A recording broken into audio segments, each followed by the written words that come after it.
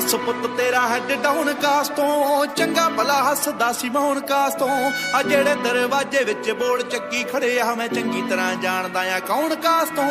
ਕੁਛ ਇੱਥੇ ਚਾਂਦੀ ਚਮਕਾਉਣਾ ਚਾਹੁੰਦੇ ਨੇ ਕੁਛ ਤੈਨੂੰ ਫੜ ਥੱਲੇ ਲਾਉਣਾ ਚਾਹੁੰਦੇ ਨੇ ਕੁਛ ਕਨਿਆਏ ਇੱਥੇ ਭੁੱਖੇ ਫੇਮਦੇ ਨਾਮ ਲੈ ਕੇ ਤੇਰਾ ਅੱਗੇ ਆਉਣਾ ਚਾਹੁੰਦੇ ਨੇ ਮੁਸੀਬਤ ਤਾਂ ਮਰਦਾਂ ਤੇ ਪੈਂਦੀ ਰਹਿੰਦੀ ਐ ਦਬੀ ਨਾ ਤੂੰ ਦੁਨੀਆ ਸਵਾਦ ਲੈਂਦੀ ਐ ਨਾਲੇ ਜਿਹੜੇ ਰਸਤੇ ਤੇ ਤੂੰ ਤੁਰਿਆ